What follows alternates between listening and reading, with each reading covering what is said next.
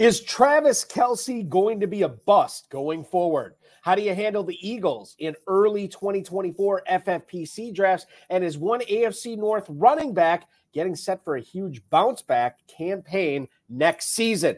Plus, the 2023 FFPC main event $1 million grand prize winner, Teague Orgeman, is going to drop by to talk about how he built his seven-figure juggernaut, how he spent Week 17 watching the games, how he's going to spend all that cash, and much more. We've got a great show for you tonight. Dave Terpoilli is here. I'm Eric Balkman. Stick around. Your high-stakes fantasy football hour starts now. Can't stand the pressure. I've seen greater men than these lessons. Broadcast live and heard around the world, you are now watching the most entertaining hour of radio on the planet. Welcome to the High Stakes Fantasy Football Hour presented by myffpc.com with your hosts Eric Balkman and Farrell Elliott. The High Stakes Fantasy Football Hour is your home for analysis from the best players in the world. And now, because no one else was available, here are Eric Balkman and Farrell Elliott. Solace in the scripture. Are we not all our father's sons? I became a man, nobody ever told me what a man was.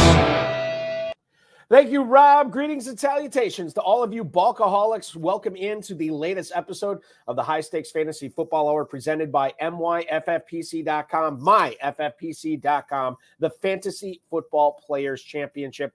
I'm your slightly above average host, Eric Balkman. My co-host is normally the definitive commissioner of fantasy football, Farrell Elliott. He is preoccupied on assignment tonight, so I bring in my good friend and longtime FFPC champion, Mr. Dave Terpoilli, at Dave Terp on the X. Dave, Happy New Year, man. Thanks for hanging out with me tonight. What's going on? It's good to be back. It's been a minute. It has been a minute, and this is good practice for you, warming up for all those draft coverage shows we'll be doing coming up in the early and middle and, quite frankly, late part all summer long. This will be 100%. It's good to talk to you. How did your season end up in 2023? The season, it was a profitable one. A very small profit, but a profitable one. We had a lot of good bullets that were right there. We had the number one overall team in the best ball tournament, in the regular season, just flamed out week one. Just got outran by Christian McCaffrey, and a couple other guys. It was a tough finish. A couple main event teams that were right there, but just didn't put down the right combinations when it mattered at the end. So profitable, but could have been a lot better. I think that's what's always so maddening. It was shaping up to be a really good season for me as well. And like you said, it was profitable, but it could have been a lot better. I had so many teams that just didn't perform the way they were performing during the regular season. And that's fantasy. That's what happens. You can't control everything. I'd much rather look at some of your teams and you're just like, I wish the sprint started now. Like that team that was number one was number one pretty much all season. And as we got closer, Tank Dell got injured, to CJ Stroud, Dalton Schultz, all the guys that were getting you there, it started just Travis Etienne came back to earth a little bit. So it was definitely a bummer, especially, going into that with so much promise and then just kind of flaming out at the end. And the great thing about it is we're going to have the Never Too Early FFPC Best Ball Tournament launching here probably in the next 2 weeks or maybe in the next week. It never stops. So if 2023 let you down, 2024 is almost here. We got the FFPC Playoff Challenge, everything going on right now. And speaking of that Playoff Challenge, here's what I want to tell you at the top of the show about several challenges going on with the FFPC. Go to myffpc.com right now to play in the weekly challenge. No draft or salary cap. Get in by Saturday's kickoff. Remember, we got a kickoff tomorrow. And then Sunday's kickoff. 2 separate challenges, the Saturday or the Sunday. You can get in for $35 or $200. There's no draft, no salary cap. You're just picking your players and watching those points pile up. It is the exact same format as the FFPC playoff challenges, which are also open for business. No draft or salary cap in there. You're picking the 12 players that you want on your team, 12 players from 12 of the 14 teams that will make the postseason, 1 player per team, and you can win up to $500,000 with the $200 entry fee. And of course, if you want to play for $35, you're still eligible for a $100,000 entry fee as well. Win those this season by going to myffpc.com and registering today. Remember to like this video, subscribe to the channel, comment on it, share it with your friends and enemies, and get notified every time we go live. Coming up on tonight's show, show, Dave and I are going to list the reasons of why you need to handle Keenan Allen a certain way in drafts coming up, what to do with Kyron Williams this coming season, and much more. Plus, as I said at the top, the 2023 FFPC main event $1 million grand prize winner Teague Orgeman is going to go hard on how the sleepers he drafted hit. The problem with having 3 stud tight ends, I guess it wasn't a problem for him because he turned it into $1 million, and much more. If you want to connect with us on X at hsffhour is where to do so. I'm at Eric Balkman. Dave is at Dave Terp. Facebook.com/hsffhour is where to contact us there. highstakesfantasyfootball@gmail.com. If you have any emails for us, we'll try to get to all the chat room questions, tweets, and emails in the fantasy feedback segment coming up later on in the show. Thanks to our audio engineer and my best friend Bryce, and our producer and mutual friend Rob. Okay, let's lead it off. Terp, you did the HSFF show with me on the Better Sports Network a month or so ago. I'm going to lead it off with John Terry right now talking on YouTube. Are we going to be talking about Tony Pollard tonight? Because no. this the is name will not be mentioned tonight. Okay. It's very painful. Yeah, there's going to be no Tony Pollard talk. I mean, it's just been a disastrous year for Tony Pollard owners, including myself leading the charge. I did say he could possibly be the running back 1 this year. Everything was there. It just hasn't worked out. I don't know what happened. I mean, he just doesn't look like the guy that we saw last year. Coaching staff seems like they're just more throw dominant with CeeDee Lamb. Obviously, Ferguson, Cooks, and Dak having a great season. Dallas buzzing on offense, and it really has nothing to do with Tony Pollard. Not catching passes, useless in the passing game. They're not giving him goal line carries. Like, it is just a complete disaster, and it was just an absolute miss by me and a ton of other people. Not many people were not on Tony Pollard this year. Well, let's pose the question for 2024. Pollard said a couple of weeks ago that he didn't realize how serious his injury was till recently, till towards the end of the season, where he's just now starting to feel like he's all the way back. Does that doesn't look like it? Well, here's the thing, Terp. Like, he is not going to be going at that 1-2 turn next year. He's not going to be anywhere close to that. Right. So doesn't that make him a potential buy in redraft leagues next year? It definitely has potential at value, but we also don't know will he be back in Dallas. And if he doesn't go back in Dallas, he can go into running back purgatory and go literally anywhere. And that could mess up everything. I don't think Dallas is going to pay him any sort of money after what they saw. He might come back there on a cheaper deal and with a competition type of situation with another rookie or veteran type of guy, especially if Dallas does well in the playoffs. But I don't. Right now, I'm off him. I mean, I know the injury was definitely something that, that took its toll on him this year, but just the lack of just any sort of passing game role, which everybody thought was going to be, Christian McCaffrey-like, and it has not been Derrick Henry-like. No. And I think, we'll see what happens, obviously, once ADP starts setting itself here in the next couple of weeks to find out where Pollard's going to go. But if you're drafting in January, you are going to be drafting a little bit blind because he could be a Cowboy next year, as Terp points out, or he might not be a Cowboy in 2024. Let's talk about another running back that just had an absolute crazy town banana pants finish to the 2023 season, and that was Breece Hall. Week 17 alone, 13 carries for 84 yards, 9 catches for 42 yards, and a touchdown. In the 2 starts that Trevor Siemian made down the stretch, Breece Hall had 21 catches. Against the Browns, Breece Hall had 13 of the Jets' 15 running back carries, and in the first half alone had a couple of really good tackle-breaking runs. Question here, Terp, for you is this. This is now going to be coming into 2024. He is going to be 1 year recovered from that torn ACL, a full year recovered from that ACL. You had a situation down the stretch where he not only was the alpha, but he's collecting, receptions like everything. Like he was catching everything, right? And so now I understand that it's Aaron Rodgers next year and not Trevor Siemian. Aaron Rodgers is going to be able to pound the ball downfield a lot more consistently than Siemian ever did. That said, while he might not get the checkdowns that he did with Siemian, the offense should be by and large better. Terp, we talked a lot about how if Hall doesn't tear his ACL, he could have been the 101 pick in fantasy drafts in 2023. Now, coming into 2024, everything's pointing in the right direction for him. Slam dunk first-round pick, but where does he go in the first round? He easily is going to get consideration for a top 5 pick. I mean, to me, he's right behind Christian McCaffrey. There's really no questions about it. I mean, there's just so much uncertainty at the running back position, as you saw with guys like Derrick Henry, Austin Eckler kind of flame out, Tony Pollard, we mentioned, guys that were getting taken, end of the first, early second in most drafts that kind of just didn't get the job done. So you look at a guy like Breece Hall, who was a league winner, all these $1 million winners and big winners in all these contests, most of them had Breece Hall.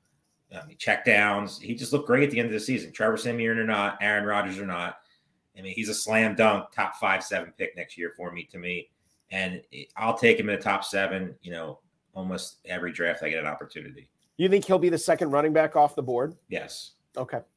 Especially with Aaron Rodgers. I think people are going to oh, he's not Trevor Siemian. Like you said, he's not going to dump it down all the time, but that means he can get the ball down the field. And that's just going to give more room. That's going to open up Garrett Wilson. That's going to open up maybe Devontae Adams, guys like that. My guess is the Jets, they see what they have on offense this year. And if they have the opportunity to get a guy like Adams and add another receiver on the outside, that's only going to help Breece Hall. Yeah. And if Aaron Rodgers stays healthy, I mean, the Jets, as good as that defense is, as good as Breece Hall is, as good as Garrett Wilson is, the offensive line continues to improve, if they add depth there and get Aaron Rodgers back 100%, the Jets could easily be, if you look at what the AFC is right now, they could be a favorite going into the next season.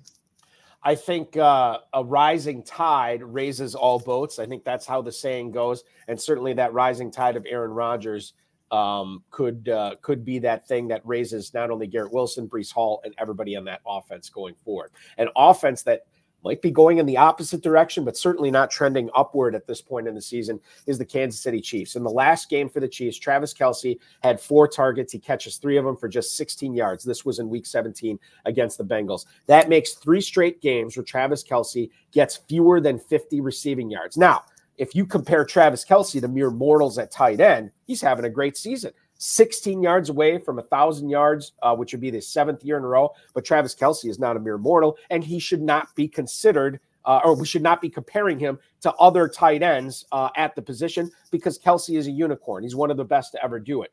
My question here is, Terp, we had people taking him at the 101 last year. He was a de facto top 5 pick in every single FFPC or Fantasy Pros draft, right? Now we have the rise of Sam Laporta, Dalton Kincaid, Luke Musgrave to a certain extent, Trey McBride, Tucker Kraft, Michael Mayer, all these young guys, right? And this is still incorporating guys like, Mark Andrews, and I know Hawkinson's dealing with the injury. Darren Waller, guys like that. Yeah, I mean, like George Kittle, these second-tier guys. So here's the thing. Kelce is not going to be a top 5 pick next year, but I wonder, like how big is the drop-off going to be? Because it seems like he's lost a step. And this could be, he never just gets back to what he was doing before. Now in drafts next year, Kelce's kind of a conundrum. You want to take him in the first round, but is he still worth that first-round pick? I'm not sure. How are you seeing it? I don't see there being any tight ends as of right now being drafted in the first round next year. I just don't see a world. I mean, you're going to have consensus differ on every player. You see Travis Kelce, he's the 3rd option on that offense right now. He just looks slower. He's dropping a lot of passes. He's dropped a couple touchdowns. You have the whole Taylor Swift thing hanging around. Mm-hmm.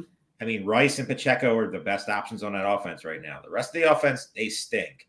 But Kelce just doesn't they're not really creating many opportunities for him like they have in the past. You would see Travis Kelce, no matter what the situation was, getting 6, 7, 8 plus targets a game. Unless they were in blowout situations, and he's just not getting them right now. And if he is, they're 3-yard passes, 5-yard passes. They're just not in the game flow that you usually, even like goal line stuff, you see like the creativity, shovel passes and things like that. You're just not seeing them. And it definitely has me worried. I mean, I was really off Travis Kelce this year. But next year, I don't see much. I mean, he's going to get drafted too high in a tight end premium league like the FFPC. Like you guys you mentioned, Trey McBride, Sam Laporta, 2 guys that I'll take over Travis Kelce next year. I mean, when it all comes down to it, I just feel like they're in better roles in their offense, and you see the downfield ability that both of them possess. And does Travis Kelce still have it anymore? Maybe if they add somebody on the outside that helps Rice, maybe it could change. But right now, I don't see that. I don't see it either. And Kelce, to me, on the surface, looks like a good buy next year. And not a good buy. It all depends on where. That's my point. Is like if he still ends up going in like end of the first round, early second round. If he's a second round pick, I'm just not there. If he slips into the third, you could make justifications for it based off your your construction and stuff especially early on, because he's not going anywhere. And early on, taking chances could just leave you a dead team real quick. But getting a guy like Travis Kelce, especially if things improve on what this year was, and this year, let's call it what it is. He's had 2-3 maybe games. Mm-hmm. Everything else has been very, very mediocre for his standards for being a first round pick. I mean, it just hasn't worked out. I had him on one of my main event teams that was in the dance, low owned Travis Kelce. I'm thinking, hey, this could work out. It didn't work out. He never got there. He just absolutely flamed out, and it was definitely a bummer. It was a bummer, and I think that's the best way to say it. We have the opposite of a bummer coming up here in just a couple of minutes. Teague Orgeman, the 2023 FFPC main event $1 million winner, is coming up. Before we get to him, Terp, I have to ask you about your Eagles, specifically Jalen Hurts. 18-23 for 167 yards, 3 touchdowns. He does throw a pick in the Eagles' loss to the Cardinals last week. 8 carries for 25 yards as well. Devontae Smith, we already know, is out this week for Week 18. We know that Nick Sirianni and A.J. Brown don't seem to be getting along there right now. I'm kind of curious, as we go into 2024 drafts, how are you looking at the Eagles? Do you still view them as this juggernaut that many people thought that they were coming into the season? Team started off with an undefeated record deep into October, and now you're having a case where they've lost, 4 out of their last 5 games? They're a disaster. It doesn't look good right now, and yet we're going to be drafting these guys in a couple of weeks. What are you looking at from the Eagles? Who are the buys? Who are the sells? Jalen Hurts is still obviously a buy. I mean, tush push is just unstoppable. I don't think they're going to get rid of it. If they do, it's definitely something to monitor. A.J. Brown's still going to be a first-round pick. No questions there. The question comes into the Devonta Smith and Dallas Goedert. They're the guys that have some questions because Devonta Smith hasn't been great lately. He's dropped a lot of passes. Dallas Goedert was injured, getting back in the offense, but he's not. He's a third, fourth option maybe on the offense. Where he's getting drafted in FFPC drafts, it's a tough buy because his ceiling's only so high. The guy that I'm really curious about is what do they do with DeAndre Swift? Yeah. I love DeAndre Swift. He's a guy that I think has potential to be a first-round pick if they use him right, pay him, and give him the touches that he deserves. He's the most explosive person on that offense, including all the guys on the outside, in my opinion. He has the burst. He can't pass block. That's a big issue. But the Eagles don't pass the ball that awful much, and they're not throwing the ball down the field that awful much. So I just don't understand why he's not getting more carries. I mean, but he's definitely a guy because he's on a short contract, and he's not guaranteed anything next year. And we know what the Eagles do at the running back position. They don't value it. So it's definitely a lot of questions, but you definitely get if you can get DeAndre Swift at like a mid to 5th, 6th, 7th round type of situation, it'll be worth it because you're taking a good gamble on a really good offense that hopefully will have a new offensive coordinator. Hopefully Hurts will be 100% because he's not playing like it. Mm-hmm. But that offense and especially that defense is just painful. I've had sleepless nights not getting a home playoff game. That's all I look forward to in January. Home playoff games, getting down there, getting torqued up. And it's not looking like it's going to happen. And Dave's a very sad person. Well, maybe not in the first round, right? It would take – so here's what we'll do. We'll say it right now. If the Eagles play the Packers in Philly, me and you, we're going to the Financial. Yeah, we're going to sit there. I'll promise nobody will beat you up or anything like that. You won't get anything thrown at you. You can wear whatever the heck you want. I'll protect you. But that's probably the only shot we got because unless Dallas just has a Dallas meltdown, which is always possible, but it's a sad time in Philadelphia right now. I will say I'm going to the game on Sunday afternoon for the Packers and the Bears, and it's one of my local radio show here in Wisconsin. One of our sponsors actually has some club seats, so I'll be going to the game, but I'll be inside, so I won't get the full frozen tundra experience. I've done it once. I did it once with Drew Maselli, Dave. Of course. Yeah. So we all went, Dave Gerzak, Drew Maselli, one of Drew's buddies, and we went to a Packers-Niners game at Lambeau Field, and we also got club seats that game because Drew refused to sit outside because it was freezing out. And it's a different experience because you can't really hear the crowd. Yeah, the vibes are different. The vibes are different. And the drunks are different. Everything's different. You're stuck inside. It's cool. It's great.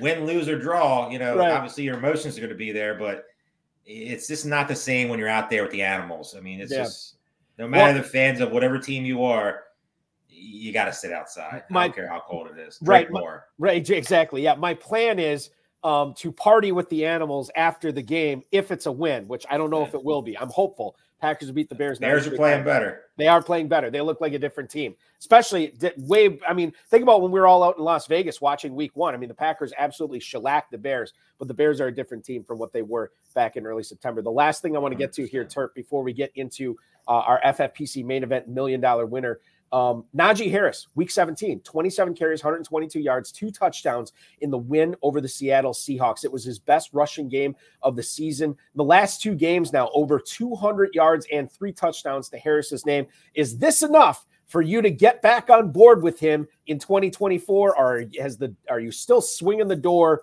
slamming it shut on Najee Harris for fantasy value next season? I mean, if at the right price, but Jalen Warren's not going anywhere. We don't know who's going to be a quarterback. I mean, there's just so many questions with that team right now.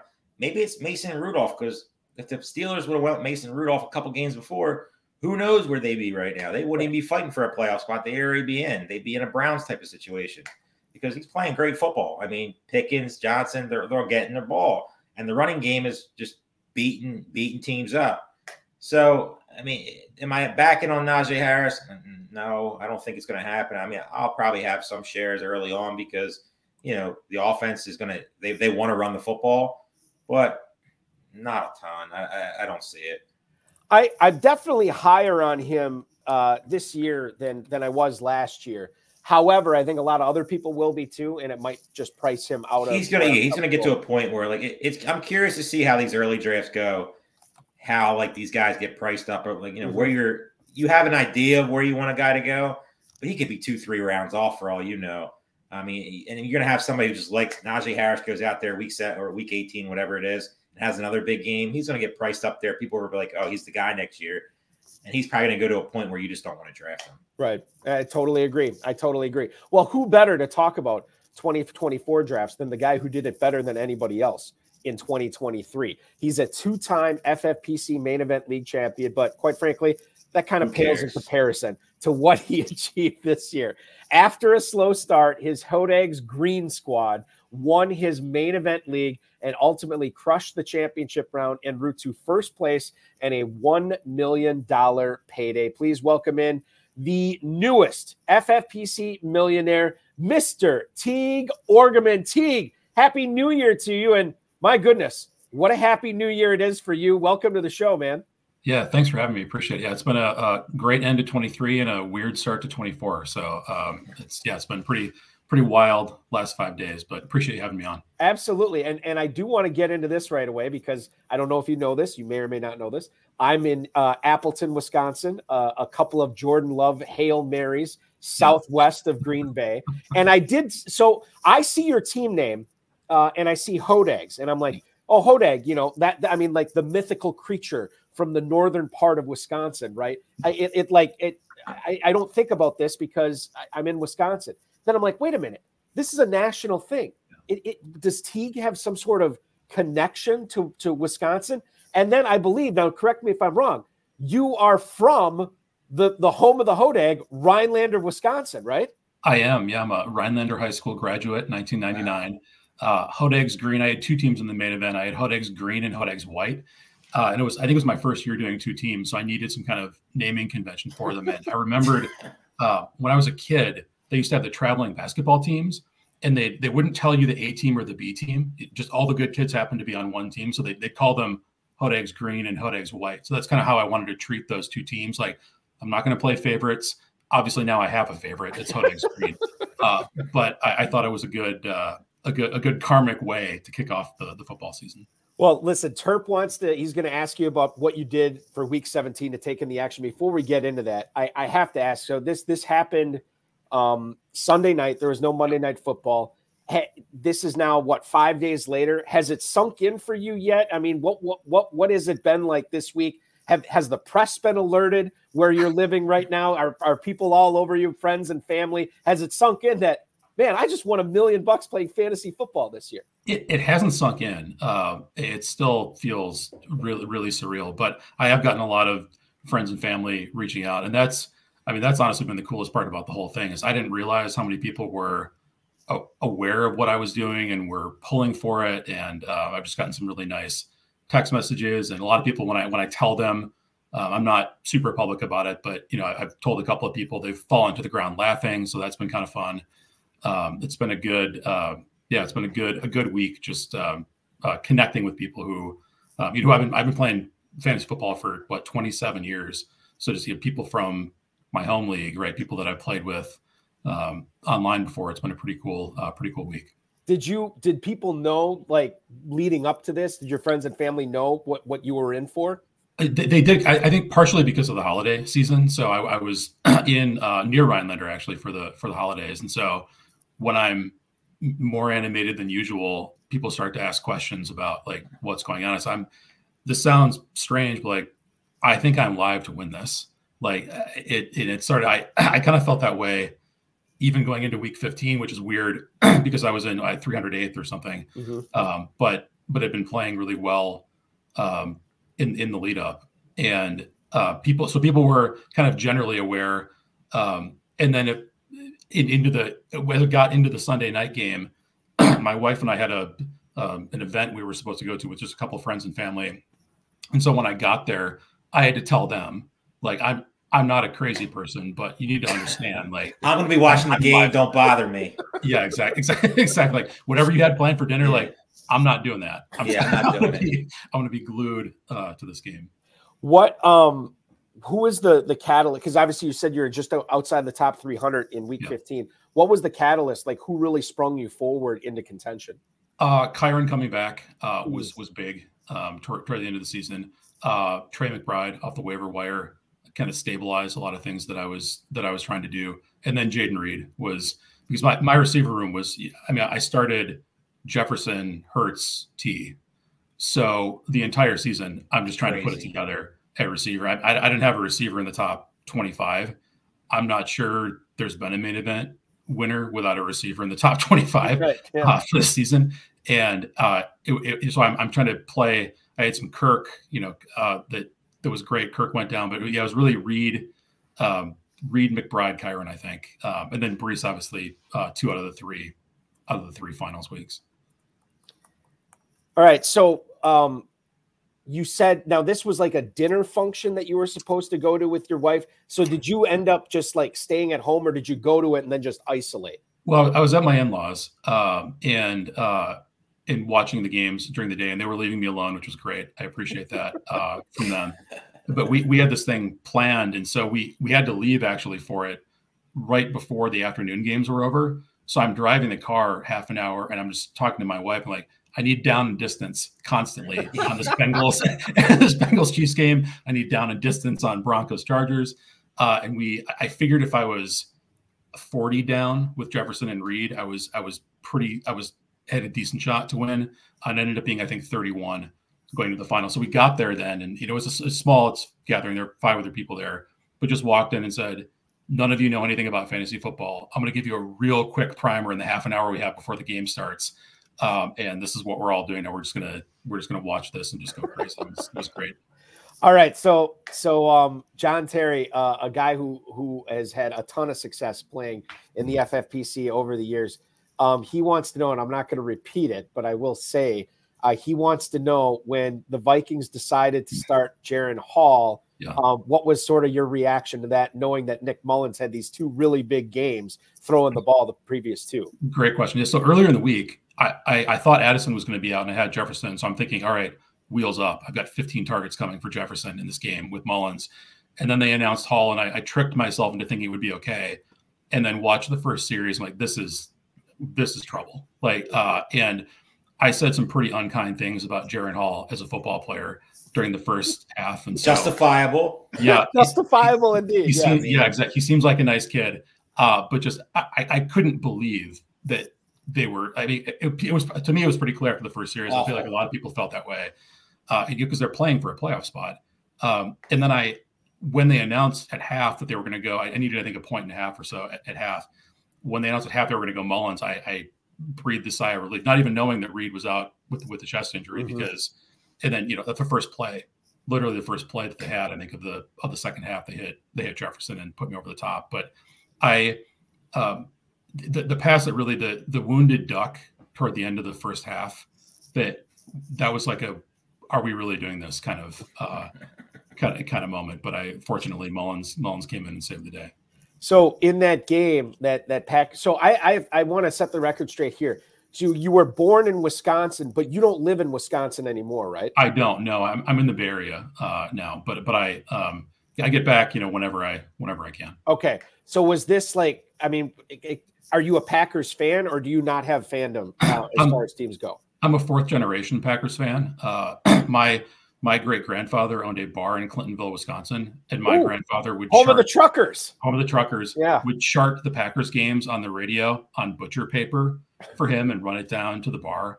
Awesome. When my grandfather returned from the Korean War to work at the Kimberly Clark paper mill in Neenah, he got season tickets. We've had season tickets in the family for 70 years. Like we organize holidays and birthdays around Packers games. Like we are real hardcore about the Packers fandom. Okay, so this had to be, so obviously your family's on board with the Packers. Yep. You were rooting for Jaden Reed. He catches the 33-yard touchdown in the first quarter from Love. And then like I'm just a fan, like watching the game. And I'm like, you know, maybe they'll squeeze out a Carlson field goal here before half after that turnover. And then boom, a 25-yard pass from Love to Reed, where Reed, quite frankly, did most of the heavy lifting. He gets all the way to the end zone. What was that feeling like when you saw him plunge in with 8 seconds to go? That was incredible. I mean, that was pandemonium in the room, and it was like slow motion. I saw the Red Sea parting because they had, not to get too football nerdy, but like they had trips right. They cleared out 2 guys going downfield. They ran it for Reed. He ran maybe the best route I've ever seen. I mean, I'm biased, obviously now. Obviously, he goes across and then he just dusts the linebacker. It was kind of a full circle kind of thing because I drafted him thinking. So back in the draft, I was one of those guys who was pounding the table for JSN for the Packers because I thought let's get a cup right in this LaFleur offense, and it turned out he wanted a Debo, and that play was just like full Debo, right? Just carrying the defender into the end zone was fantastic. So that was, that's the one that stands out obviously from the game, is like that close to sealed it. And it was incredible. And then at that point you were down by like what, a point and a half, 1.5 points? Yep. Okay. 1.6, I think. Yeah. All right. So then at that point you you're feeling pretty good about it, but you didn't really do any celebration at all until Jefferson caught that pass early in the first half. Like, at what point did you realize, okay, this is happening, it's real? When was that? And then what did you do? It wasn't even on the pass that Jefferson caught, which put me over the top, because I've lost games like any long-term player has. I've lost stat correction games on Wednesdays, right? And I think that put him up maybe like less than a point. It was he made a catch later in the drive. And after that, then it was like, all right, I'm 2 or 3 clear. This has happened. And then we got to celebrate all over again. And what did you do for that? I mean, did you have some champagne on ice already? What was that scene like? I finally ate some food because I couldn't really, the sweat is so stressful, right? You're just like, I don't want to drink. I just water, please, until that happens. So I think my body finally released enough to be able to eat. Did you get lightheaded at all? No, it was just, I did have that thing that people talk about where you see your whole fantasy career, right? Like the flashbulb kind of thing, like just all the time, all the, really this being like a bucket list thing for the last, 12, 15 years. And I had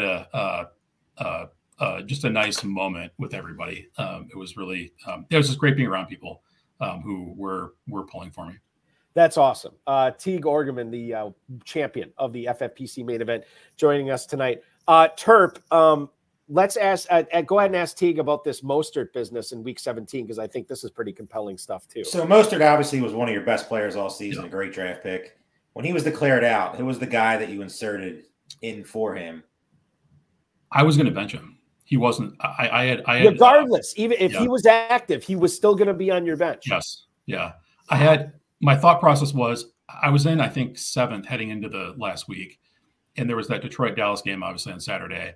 And I thought I needed Ferguson in case that game shot out. And I felt pretty, McCarthy called, I think, 2 lengthy down the seam, like first reads for Ferguson. I felt pretty good about it early. He ends up with 9 or 10. So didn't feel great about it afterwards. But Mostert was, I was going to play Kittle. I felt like I needed Kittle because all the other teams up there had McCaffrey.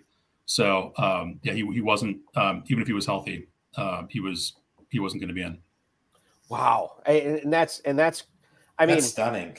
Well, I mean, it makes sense, right? But like, just to think about a guy who had gotten you as far as, a 21 touchdown season, and now you're in the real money here in week 17.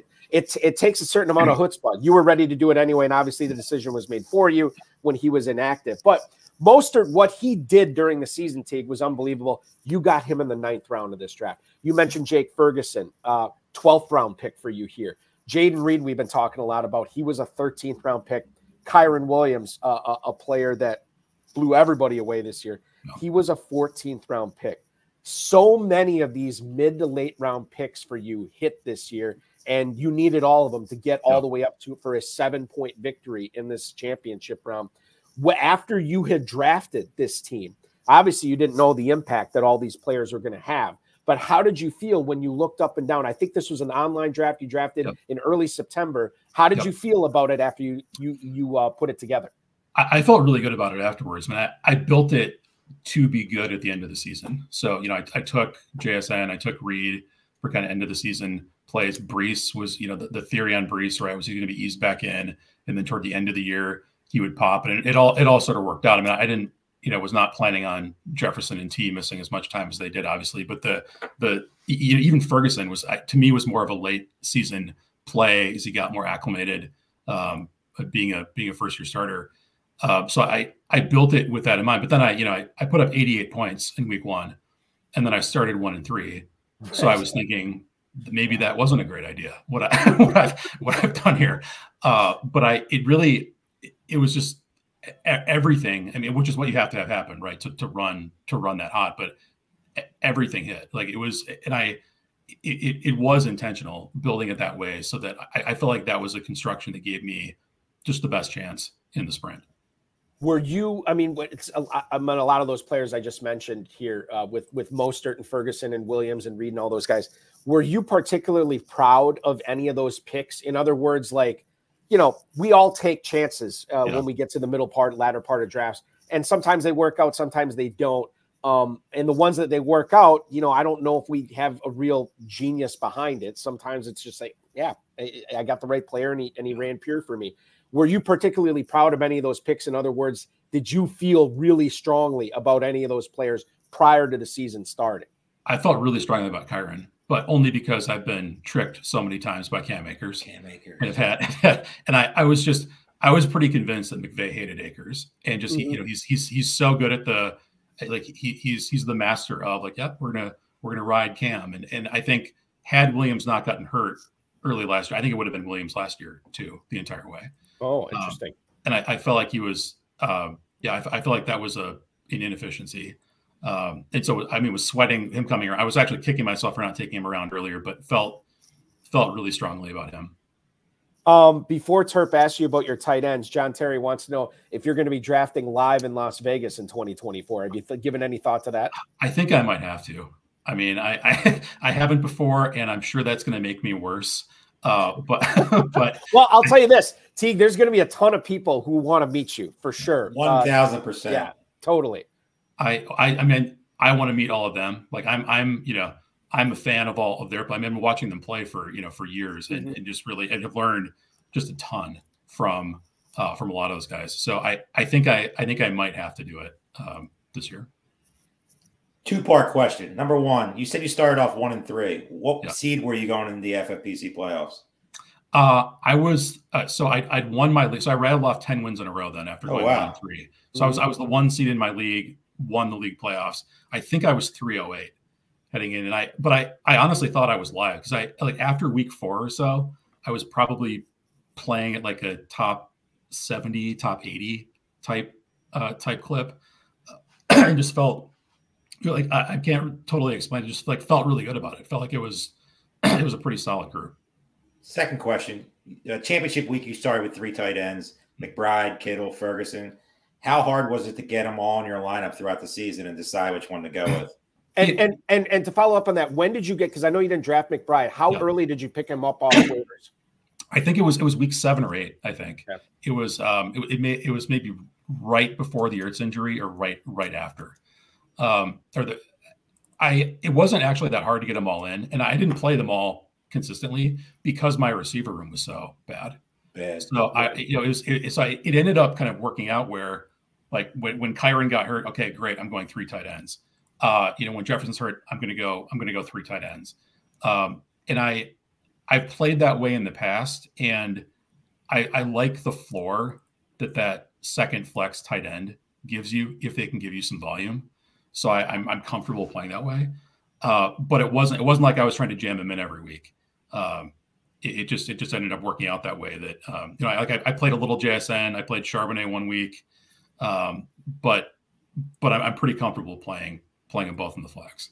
When you, a lot of times when we have, whether it's a main event champ or Fantasy Pros champion, a lot of times in the sprint, the lineup sort of sets itself for them. And it's a little bit easier. It's less stressful because if you don't have a deep team, if you have a very top heavy team, it makes lineup setting easier. Did you find yourself throughout the season really, rubbing your brow, trying to figure out what am I going to do this week? Who do I have to bench? Or, because of bye weeks and injuries, did you feel pretty good about the decisions you were making every week? It was a little bit of both. I mean, I felt like my hand got forced a little bit with T and Jefferson, but in the sprint, I didn't play perfectly in the sprint, right? I had a Justin Jefferson, Matt Gay miss in week 16 that cost me 11 points, which, I was feeling pretty intensely late in the first half of the Green Bay Vikings game and thinking, like, did a Matt Gay swap really cost me $1 million here?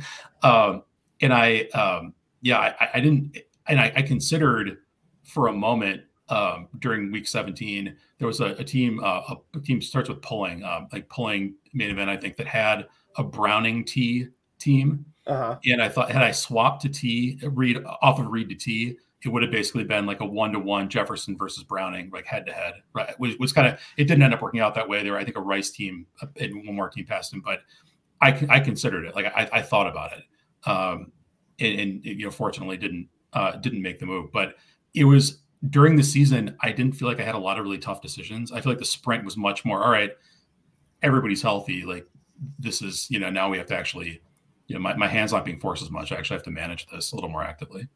Teague, let's get to a couple of emails here from some of the listeners. Steve in San Mateo, California. Hey, Teague, are the Vikings looking at a new running back and quarterback next year? That's Steve in San Mateo, California. Certainly it's early, but what we saw at quarterback wasn't great in week 17. Kirk Cousins is coming off a serious injury.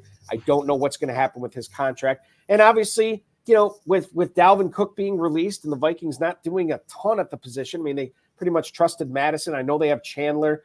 They made the trade for Akers. Your thoughts on what the Vikings backfield is going to look like in 2024? I think definitely a new quarterback. I mean, and I think they, in hindsight, like giving Hall a preview last week was probably like the audition. Like, where are you with this? And I think after that, they can't go in with Mullins, Dobbs, Hall, and I don't think they are inclined to wait for Kirk. So I think it. It feels like they think they're pretty close though. Like it'd be pretty tough for them to press the reset button entirely after, winning, 13 games last year. They were kind of in the mix even without Kirk this year. So my guess is that they go for a veteran somewhere. Maybe Russell, if he's available, somebody like that. I think that they're not ready to totally blow it up. But I would expect new quarterback. And this is important because a lot of people are going to be drafting Jefferson super high. Addison's going to go higher in next year's draft than he did this year if the quarterback is there. And the quarterback is important. We'll find out what happens. Is there a world Justin Jefferson gets traded? Most people say no, but he's going to get a lot of money. Are they going to pay him if it's? I have seen Doctor Strange and the Multiverse of Madness. Okay, yes, there is some universe out there somewhere. Nobody thought Tyreek Hill was going to get moved. Well, I mean, I'm saying it's highly unlikely, but yes, it is not probable. It is possible that he could get moved. And if he gets moved, then this is another, huge thing. He's diva enough to get himself out of there somehow. It's just a question of, does he push it?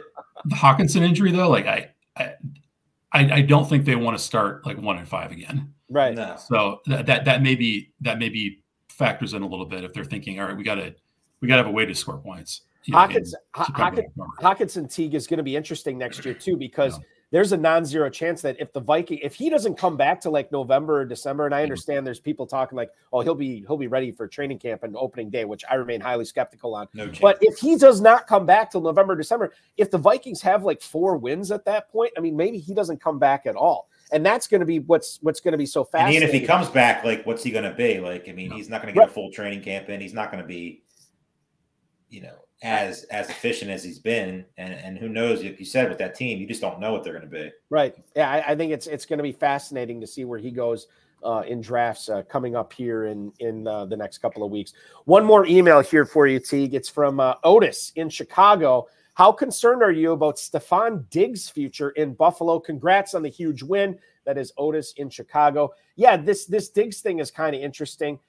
If you look at what he has been doing the last few weeks, he's still getting targets. Like, he's still being involved in the offense, but he's not running the same routes that he was earlier in the season. Like, he's not running these explosive downfield routes. It's a lot of stuff in the first 10 yards past the line of scrimmage. His role has changed. He doesn't seem happy. I think his brother said something probably like a month or two ago after a Monday night game, and he said Stephon Diggs needs to get out of Buffalo as soon as he can. Like, what do you think about his future in Buffalo? Because obviously, if he leaves, this is going to be very interesting for Gabe Davis, Khalil Shakir, Dalton Kincaid, and the like. Yeah, I think it might depend on how they play this week. I mean, if they lose and miss the playoffs, it probably makes it a little bit easier to move on from him. If they're the 2 seed, maybe he has a 3-game run, or 4-game run where everything seems great, and he goes for 10 and 120 every playoff game. But they seem to want a divorce at this point, and they kind of patch it together. I mean, it was even preseason, right? Like something was weird going on there the whole time, and it seems like maybe they're not willing to commit to it long term. I thought, like, contractually, I thought at the beginning of this year it was a little bit difficult for them to move on, but it may be more palatable next year in the 24 league year. New offensive coordinator seems like he likes to run the ball a little bit more. Yeah, definitely doesn't seem like. I mean, Diggs is still getting the targets, but like you said, the down the field shots just aren't there right now. Go ahead and I know, Terp, you can ask Teague about this. I know you kind of touched on it with the Matt Gay thing, but let's do an all-encompassing look at this. So you won by 7 points during the season. Obviously, you had some good fab pickups. You talked about Trey McBride. Was there any other pickups that you really look back on and you're very thankful for throughout the season? And also, you talked about some of the moves that you almost made that almost cost you $1 million. Was there any that you didn't mention? I think the best move I made heading into the sprint was Texans defense. I mean, the team, by the time the sprint rolled around, my team was pretty healthy. Didn't, with the exception of McBride, right? He was the kind of the one major addition. I did a few things during the year that win some spot starts, but Texans defense were the big one. I was going back and forth on a few different ones. I wanted someone to pair with Miami because I thought Miami, they had the Jets matchup. Obviously, they had some good stuff during the sprint, and saw Texans on there twice and felt like if it's Levis, great. It would, they nearly turned him over 5 or 6 times. The first time they played. If it's not Levis and it's Colt Tannehill, that's okay too. I'll take my chances there too. So yeah, Texans defense was a big one. And then the lineup submission, really the only one that you were ever nervous about in the championship round was the Matt Gay one, right? Yeah, I mean, I wasn't happy that I wasn't going to play Mostert. Like, that didn't feel great, but I feel like it was the right move. I thought, the McCaffrey teams that were above me, I feel like I needed something, right? And either it was going to be what happened, which is he plays a little bit, tweaks the calf, and they decide to shut it down, or Kittle has a Kittle game, right? Yeah. And he scores, and he scores 3 times, and it turned out, that wasn't the case either. But I feel like I had to play Kittle with what was above me, and I needed Ferguson because I thought I was strong enough, even with the Dallas Detroit, like 54-point total, to survive it as long as I had a piece. And Mostert was just the odd man out. Yeah, and like I said before, I thought for a brief moment about Higgins instead of Reed, and fortunately had the discipline not to. That would have felt better. It would have felt better to be like, okay, great, I don't have two guys late. I've got one. But fortunately was calm enough and clear-headed enough not to do that. Getting back, I forgot to ask you this too. The night of after the Packers Viking games ends, and it's official as official can be in that moment. How late did you stay up that night? Did you have problems falling asleep? Yeah. Were you on the phone with a lot of people that night? Yeah, my DMs were pretty great. Text messages were great. I got maybe 2 hours of sleep and I had to catch a flight in the morning. Okay. So I'm, at the airport on, an hour and a half maybe of sleep. And then I'm on, I went to work on Tuesday, and I'm sitting there, at 6:30 Pacific, because I'm on Central Time, having adjusted for a week and looking around, be like, I'm not sure why I'm here. Like, why did I do this? Like, why am I not sleeping? Right. Cause I just wasn't thinking, I was just totally clearly.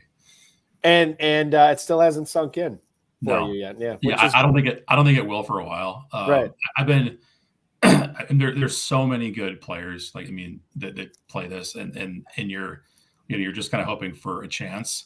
And I'm not the best player in the world, but I feel like I'm live in these things when I play. That's all you can ask for. Right. Yeah. And I've been, after it for a while. And I feel like I've gotten better too. Right. And that's what's been really gratifying, is feel like I'm improving. But it hasn't sunk in just because I've been chasing it, for a little while. So it may take a while before it feels really real. This helps though, guys. This helps make it more concrete. It's cathartic. Well, not cathartic is not the right word, but just talking with other people who know what this means, and how big a moment this is. Yeah, obviously it's very cool for you to share with us everything, all the emotions and everything you went through. And certainly I think what may make it even more concrete is when you're trying to go back to back in 2024. Which you say, oh, that's crazy, but we got Nick Costantino in the chat. Right? He's in the chat. He went back to back with the team, with the Go Bills, the Marv Levy franchise, with Tom Barani and Sean Stutzman. Yeah. They went back to back, and there's a very real possibility you said you're probably going to come out to Las Vegas and draft live out there. I have to ask you, have you started thinking about 2024 at all? Have you started thinking about drafts based on what you saw at the tail end of this season? Teague, is there anybody that you're excited about the prospects of drafting in 2024? And conversely, is there a guy that you're going to be totally out on next season? So I think Saquon is not going to make a roster of mine next year. I think he's probably not back in New York. There'll be enough hype that I can see him being a 1-2 turn or mid-second round, depending on where he lands. That's not for me next year. And I have to say McBride on the guy I'm interested in. I'd feel bad not saying, because he was McBride. He was so good for me. Right. Yeah. I think I'm gonna. This is 8 months before this happens, maybe, or 6 months before I start drafting me. But I'm gonna live probably in that middle tier tight end area. I think it's so much deeper than it's been in recent years. And you've got Bowers coming in. You've got maybe another rookie or two. I think you've got a case for 12 or 14 of them, where if you took tight end 14 in like the 8th or 9th, like you'd feel okay about it. I think this year, where I'm not sure that's been the case. Like, I haven't felt that way in the past, in the past few years at least. But I think with the way defenses are playing, like more too high, you're seeing longer drives. Tight ends are a part of that. I'm going to be really interested in the Fergusons again, maybe McBride at the top, in both of the Packers tight ends. Right. I think could be fine, but Mayer, right? Like Andrews coming back, pick any of them. I'm gonna be real interested in that range. Another guy that could be in that range, maybe a little bit lower. What about Kyle Pitts next year, T? Yeah, Dave's shaking his head. I'm gonna get tricked again. I'm ready to be hurt again. that idiot's still coaching. No, sure, that's totally fair. Yeah, if he's not coaching, I'll get back in on you. Yeah, if he's not coaching, if you could have an exposure above 100%, like that's what I'm going to have on Kyle. I'm with you 100%. If he is not the coach and you get some sort of guy in there with like a brain cell, I'm in on Kyle Pitts. If Arthur Smith is back, I'll fade every single one of those guys again. I can't watch that Drek. With those three talented guys, that offense isn't one of the best in football with that idiot as a coach. Even if they get like Fields, right? Even if they have I don't care. Don't matter. If Arthur Smith's still a coach, everybody's going to be a disaster. That's the thing. And that's what I learned this year about it. Like I thought, okay, there's no way that all three of these guys can be bad this year with Pitts, London, and Robinson. And I don't think they were bad, but all three of them, but none of them paid off when they were getting drafted. Exactly. Yeah. What if they send Smith to like some sort of rehab where they teach him how to use his best offensive prison for the rest of his life? Fantasy football prison.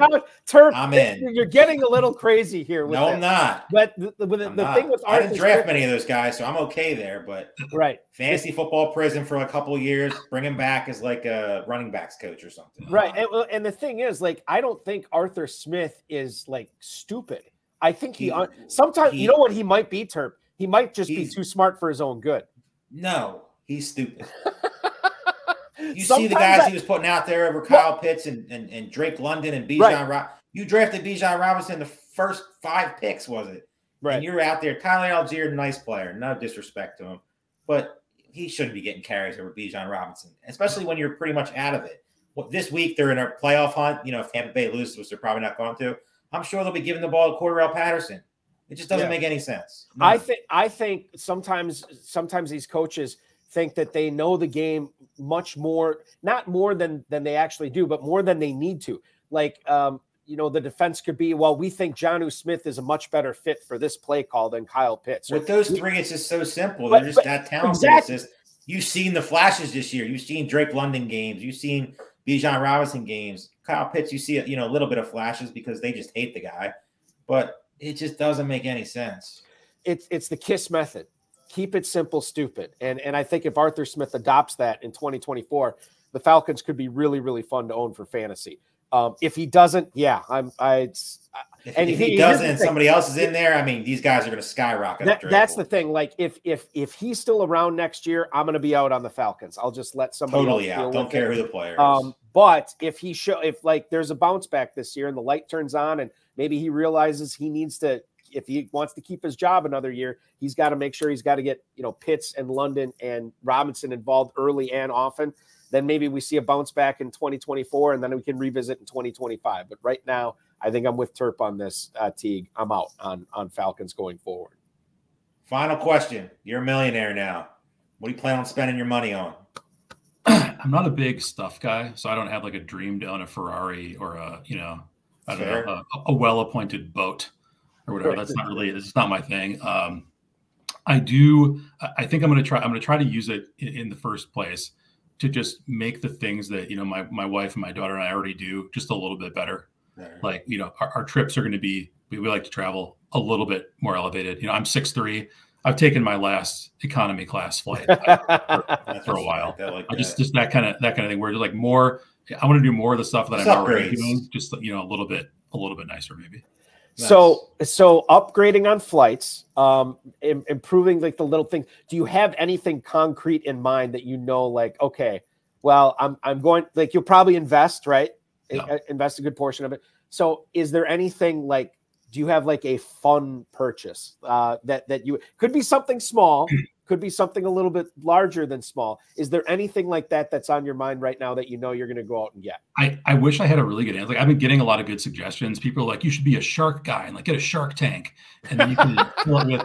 And I've had some really good suggestions from people, but I honestly I haven't sat down with my wife really because she's been back in Minnesota this week, and that'll be a team decision about anything that we do that's more than just kind of like the normal day-to-day stuff in our life. But I think probably something sentimental, that I can look at and just remember Jalen Reed jersey. Just make the purchase. All the Jalen Reed on the wall. All the Jaden Reed jerseys. Maybe I'll get like 50 of them, give them to a school or something, and just outfit them entirely in Jaden Reed jerseys. I think that's a good suggestion too. Yeah. Well, listen, that's one of the more original ones we've heard, which would be awesome to do. Teague, this has been so much fun. I feel like I won $1 million just talking to you tonight, getting you into your mind and getting, just feeling the emotions that you are feeling, winning something that you worked so hard and have been chasing for so long to do. So congratulations to you on that. I wish you nothing but the best going forward in all your 2024 drafts. We will continue to follow you on the X at Teague Orgeman. It's right there on the screen if anybody wants to follow Teague, the 2023 FFPC main event winner. And yeah, definitely looking forward to meeting you in Las Vegas coming up here in September of 2024, man. Thanks so much for doing the show tonight. Be good and enjoy 2024. Congrats, man. Guys. Yeah, thanks for having me, and thank you for everything that you do. And you run an amazing contest, and the content's fantastic. And yeah, just thanks to you guys too. Thank you, Teague. We appreciate the kind words, dude. Go enjoy your night, man. All right. Thanks a lot, guys. Teague Orgeman, the FFPC main event champion, the $1 million winner here, joining us. It's crazy listening to that story, like starting off 1-3 with that top 3 draft picks, and then when, like you said, winning 10 in a row, like even with those top 3 draft picks, it's crazy. I mean, that just shows you're never really out of it. I mean, you need some things to fall straight and fall right, but good draft picks in the middle, like the Kyron Williams, the Jake Fergusons of the world, can Mosterts can outweigh the Higgins and Justin Jefferson debacle up top. It's crazy. I mean, how many guys can say they drafted Justin Jefferson this year and won $1 million? I remember listening to, I think it was the GOAT District. I think it was Dan Williamson and JD talking about the return of Justin Jefferson, from this hamstring injury. And Dan kind of jokingly said, he's like, yeah, I don't know how many people drag Justin Jefferson into the championship round this year. Perfect guy to be live. Like you say, like the guys you want to be live with going in the main event, right? Sprint, obviously you have all the chalk guys, but you have a guy like Justin Jefferson, and he's the guy that eventually wins you $1 million, even as painful as it was in the first half. I mean, that's incredible. It's just an incredible story. And the thing is too, like, I remember Dan saying that, and he was kind of, he understood that there was probably some Jefferson teams, but I remember thinking, I'm like, yeah, you know what? I bet there are a few teams. And you think about the tight ends that Teague had with Kittle and McBride and Ferguson, and just basically trying to, patch holes in the leaky dam of his wide receiver core, and he got it done. I mean, if you started off, what was it, 0-3 or 1-3? 1-3. You start off 1-3, and you have an 88-point week. You're like, what am I even doing? What am I doing? And somehow that team ends up being the $1 million winner. I mean, just it's crazy because everybody always are so worried about the top 4 or 5 picks, but he didn't win it in the top 4 or 5 picks. I mean, Jalen Hurts obviously was very good, but the Mosterts, the Kyron Williams, the Jake Fergusons, they're the guys that kept him afloat until, Breece Hall and Jaden Reed and Trey McBride and, Kittle had a couple games down the stretch. I mean, Houston defense. I mean, you got to piece together every position. I mean, everybody thinks it's just like, all right, well, Justin Jefferson's out for the year. I'm done. Right. This guy just proved that that's not the truth. Yeah, exactly. We have seen I always bring this up all the time too.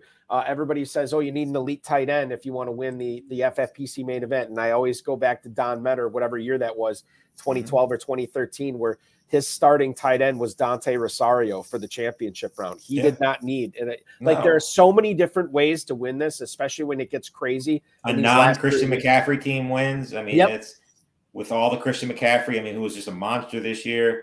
I mean, to fade him and like you said, like not to potentially not use Mostert if he didn't get rolled out. I mean, that's crazy. If you really, nobody would do that. And to do that just shows how an impressive win and impressive just overall year he had. Teague Orgeman, your 2023 FFPC main event champion, the $1 million winner. Terp, I just realized, I just saw what time it was, and I want to, we won't get the chance to get to all the emails tonight. There's one email that I wanted to get to, and my system just crashed that I'm using. So I'm going to go back to the YouTube chat because John Terry was actually asking about this guy earlier in the broadcast, and I feel like this is one that we should answer, and we'll just go out on top with that. If I can find it here. Yeah, here it is.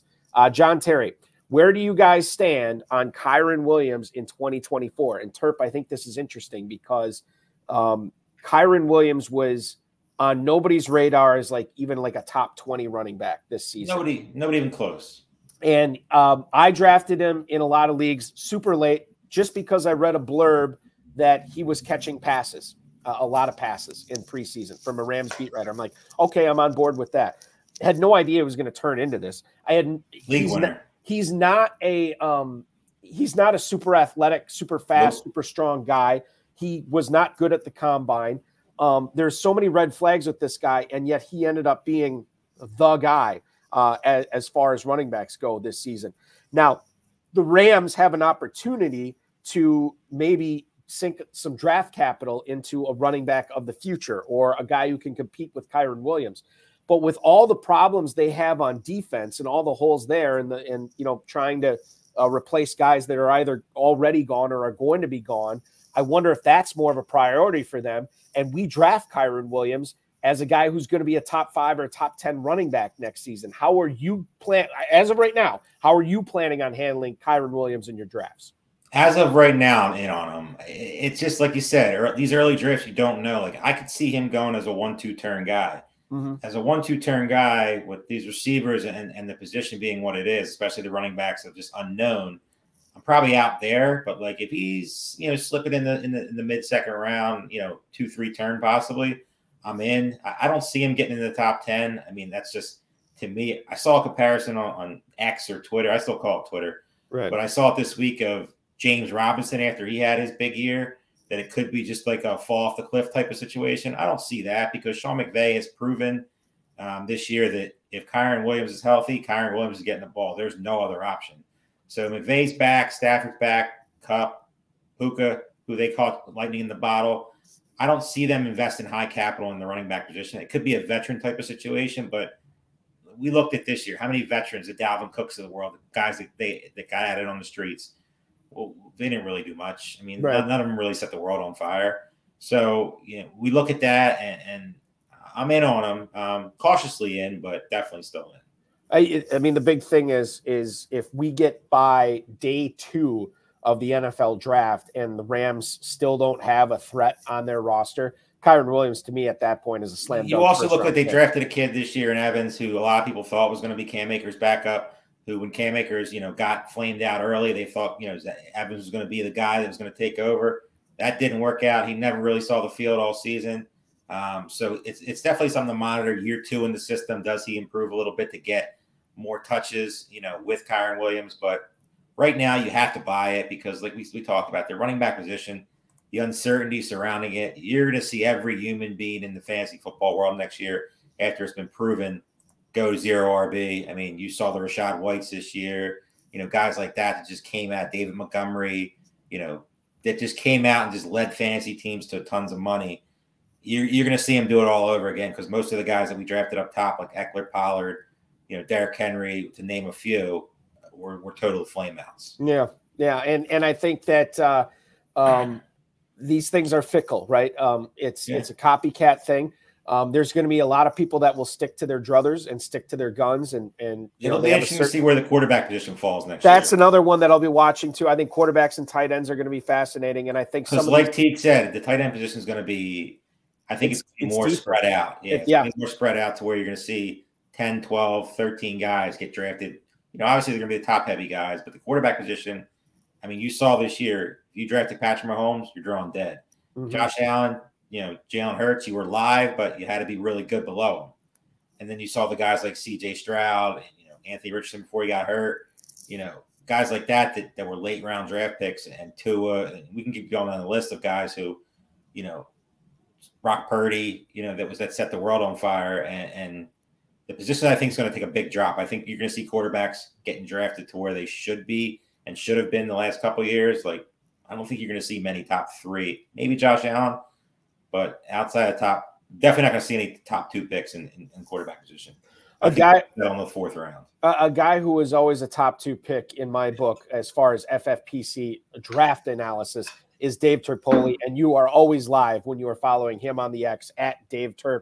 Dave, thanks so much for hanging out with me tonight in Farrell's stead. Great job. I'll look forward to doing this again with you soon. Have a great evening. And listen, man, I'm starting looking at flights out to Philly. If the Packers end up going to, you know the positive things I've said about Jordan Love this year. Yes. I won't be saying any positive things if you're sitting next to me. It's true. I'll protect you from the lunatics, but that's all I can do. Listen, protecting me from the lunatics is all I'd ask for. Like that. We'll have a lot of beer. Don't worry. Above and beyond. I'm down for that for sure. I'll look forward to it, Dave. Be good. Enjoy the games this weekend, dude. See you, bud. That's Dave Terpoilli, ladies and gentlemen. At Dave Terp on the X. My co-host with the most tonight, filling in for Farrell Elliott. I want to thank Teague Orgeman. I want to thank Dave Terpoilli, the FFPC, Rob, Bryce, and of course, each and every one of you for watching, listening, streaming, downloading. The HSFF Hour will be back next Friday at 10 o'clock Eastern time. We had so much fun with $1 million winner. Let's do another one. So FantasyPros Championship $1 million winner, Brendan Gobert, will be our guest next Friday at 10 o'clock when Farrell returns. That's going to be a lot of fun. In case you missed Tuesday's RotoViz High Stakes Lowdown, you can listen to it, rotoviz.com/podcast. You can watch it back on the FFPC socials. We had the 17th place finisher in the FFPC main event, Mr. Mike Zuka, on that program. He's known as Mongooses. That's his team name everywhere. A lot of people were looking forward to that. We had a lot of people show up for that. You don't hear a whole lot from Mike Zuka on podcasts, so it was cool to have him on and pick his brain a little bit. Show will be back at 10 o'clock Eastern time on Tuesday with our annual our annual world famous FFPC playoff challenge preview. And to do that, we're going to have on Judd Rosengart and Phil Orban, two of the four guys that took down the $500,000 last year in the world famous playoff challenge. We'll know what the teams are then. We might even put together a lineup live on air. You never know what's going to happen there. So make sure you're tuning in for that. That's 10 o'clock on the FFPC socials on Tuesday night. In case you missed last night's high stakes fantasy football show on the Better Sports Network, you can rewatch it there or any of the FFPC socials. Myself and Fantasy Pros Derek Brown chopped it up for 2 hours. Took a look back on 2023, and we got into a lot of 2024 draft stuff as well. So check that out in case you missed it. And then this coming Thursday, you can watch it again live, 7 to 9 p.m. with yours truly and Draft Sharks Alex Korf with a look ahead to 2024 and the FFPC Playoff Challenge. I can almost guarantee you we'll be building a Playoff Challenge lineup in one of the segments of the show on Thursday night at 7 o'clock. I think that's it. So go to myffpc.com, play in the weekly challenge, play in the FFPC playoff challenges, whether you want to get at the $200 level where you can win $500,000 or the $35 level where you can win $100,000. It's all there at myffpc.com. Remember, this is the last week of the weekly challenge as well. So sign up for that. You can win up to $2,500 this weekend. And by the way, week 18 weekly challenge, that's going to be a lot of fun with all the craziness going on right now. If you want to play and have some fun this weekend, this would be a perfect way to supplement your football watching. Remember to like, subscribe, comment on this video, share it with your friends, share it with your enemies, get notified by clicking the notification bell so you will get notified every time we go live and you can hop on and watch the broadcast. Thanks so much for watching, everybody. Happy New Year to everybody as well. Get in on those playoff challenges and the weekly challenge. Your weekend officially starts now.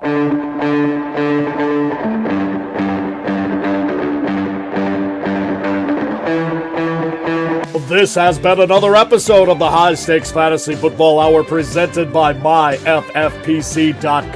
It was broadcast live and was watched around the world. Balky and Farrell will be back next week with more analysis, more interviews, and more advice from guests much smarter than they are. Thanks for watching, and we'll talk with you again next week.